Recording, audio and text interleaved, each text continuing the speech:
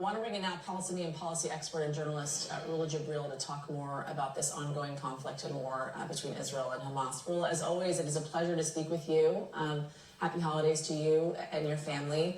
If you can, as we are here on this Christmas afternoon here in the United States, will you reflect upon kind of this ongoing war, what you've been feeling, seeing the death toll continuing to climb between Israel and Hamas, the devastation that we have continued to see as well? Merry Christmas and happy holidays, and it's good to be with you, Yasmin.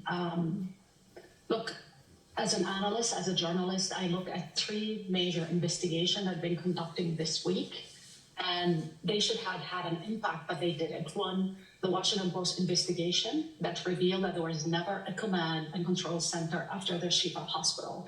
The Shifa hospital was destroyed completely. It's the biggest hospital in Gaza.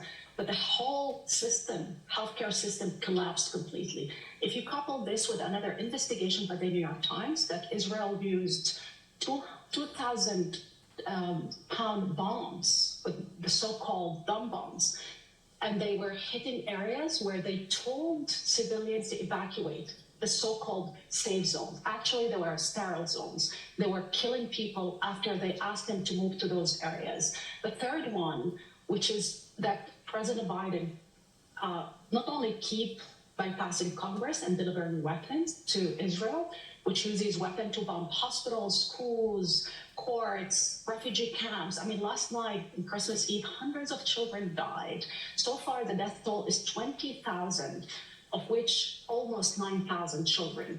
This is not only a humanitarian catastrophe, this is a man-made humanitarian catastrophe. And now we have Israeli officials who talk about using the weapon of war, which is hunger, to starve more population, and they think that this will kill more people, even more than the people that are being killed. This is a failure of our international base order, the failure of diplomacy, and the failure of also America's standing in the world, because around the world, this is Biden's war. It's not only Netanyahu's war, but this is Biden's war.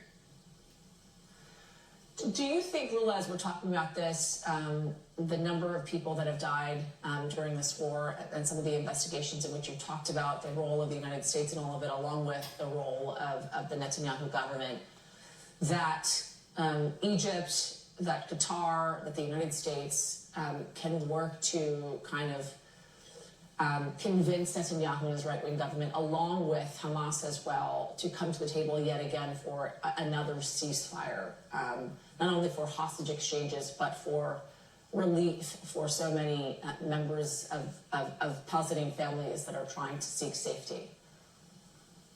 Well, the Arab countries put offers on the table consistently and continually. The one country that keeps refusing those ceasefires and those conditions is Israel. And it's backed by the United States. I mean, we had an Israeli officials going on television, I believe 2 days ago, and whoever consumes Israeli television like I do, they can see clearly the rhetoric.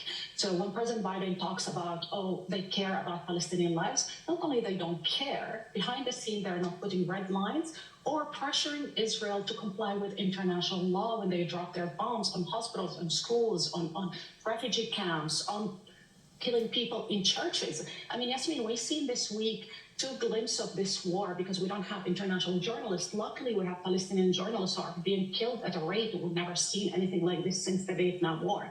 But the glimpse was the killing of the hostages, Israeli hostage, killed by enemy fire.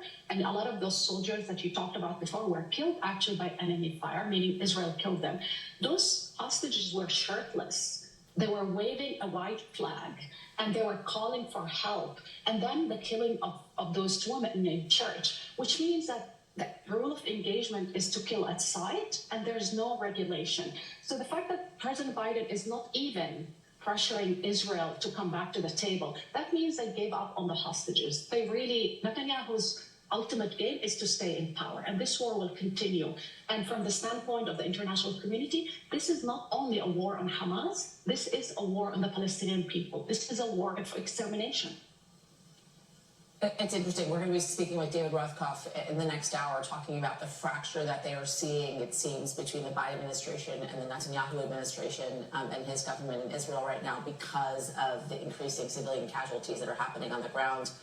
in Gaza. One more for you, Rula, if I can, because we know that President Biden, along with his administration, has talked about wanting a two-state solution after all of this is done, wanting the Palestinian Authority to be a part of the governing structure within Gaza. Do you think the Palestinian Authority has that ability to help govern Gaza the day after, the months after, the years after? Look, Yasmin, like President Biden has been talking about two-state solution, which the Israeli counterpart are saying this is not going to happen. Bibi Netanyahu himself bragged about lying to the international community for decades about the two-state solution. Israel just approved more budget and millions of dollars to protect the settlements, not to protect Israel, not to protect their border, to protect the settlements. President Biden also, in the same time that he used rhetoric, which is empty rhetoric at the eyes of the international community, at the same time, he is trying to pressure European leaders, European countries, to basically not hold Israel accountable, especially Switzerland and another country. So if you block the UN resolutions, if you pressure countries to prevent accountability and to curtail accountability, and then you only deliver weapons, that means you believe in one method, and that method is warfare, is war, starvation as a weapon of war, bombs as a weapon of war, and there's no other option on the table. There's no diplomacy, there's no solution. Sadly, this is on President Biden. Rula Jebreal, thank you so much, and Merry Christmas to you. Thank Good you. to see you. Coming up, everybody, on MSNBC.